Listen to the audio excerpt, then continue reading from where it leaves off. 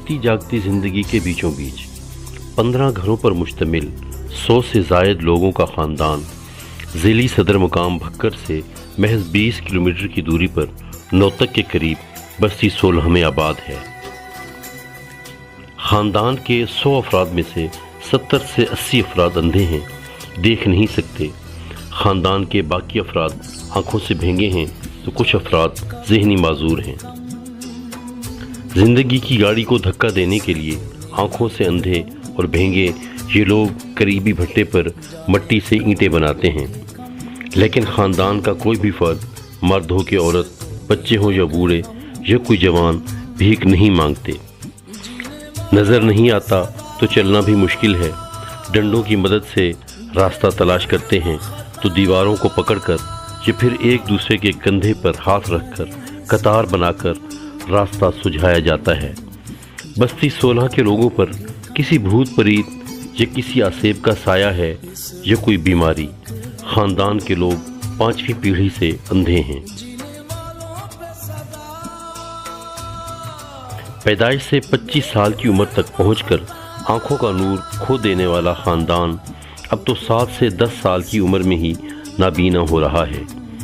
बच्चे, बूढ़े, जवान, मर्द व ख़वातीन, आँखों से पानी बहना शुरू हुआ और फिर चरागों में रोशनी न रही, नज़र आना बंद हो गया।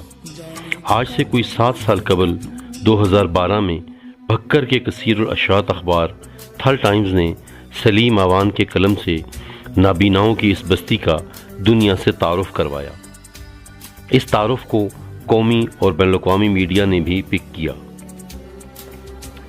2012 में थल टाइम ने स्टोरी को कवर किया था। फरहान पराचा हमारे साथ थे, इकराम भाई हमारे साथ, इकराम नासिर पराचा थे, हमारे थल टाइम्स के चीफ एडिटर मुर्जा सादिक साहब हमारे साथ थे, और हमारे सीनियर दोस्त हैं गुलाम अब्बास साहब, वो हमारे साथ थे। स्टोरी को आए तो काफ़ी सारा अर्सा सामने हो गया है, लेकिन सिलसिला ये है कि हमने उन लोगों के लिए क्या किया। बस्ती 16 के माजूरों से मुतालिक बताया गया कि इनका इलाज मुमकिन नहीं है, ये कोई जेनेटिक प्रॉब्लम है। वो तो बिल्कुल है, जेनेटिक प्रॉब्लम उनको होगा, लेकिन देखिए वो फाइनेंशियली कितने मजबूर हैं अपनी माजूरी के साथ। इवन के बताया गया है कि वो उनके पास जो आवाज़ से उनके कोई ज़मीन उनके पास थी, उसकी मिट्टी को वो करीबी भट्टों को बेच के खा रहे हैं। तो हमने उनके लिए फाइनेंशियली क्या किया, उनको हमने मॉरल क्या सपोर्ट दी, उनके इस बीमारी को उनकी आइंदा नस्ल में ना आए उसके लिए हमने उन्हें क्या सपोर्ट किया। उनका इलाज तो वाकई मुमकिन नहीं है, लेकिन क्या हमने ऐसा कुछ किया है कि ये मसला, ये बीमारी, ये माजूरी, ये मजबूरी उनकी आइंदा नस्ल में ना आए।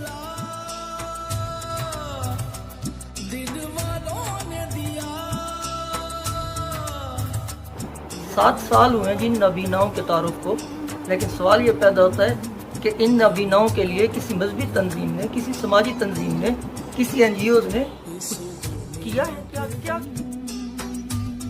थल टाइम्स के इस तारुफ का कुछ तो यूँ असर हुआ कि उस वक्त के PP 48 दरिया खान से मेंबर सूबाई असम्बली सनाउल्लाह खान मस्ती खेल ने पंजाब असम्बली में थल टाइम्स का पर्चा लहरा कर बस्ती 16 के इन माजूरों की आवाज़ साहिबान इक़्तिदार तक पहुँचाई।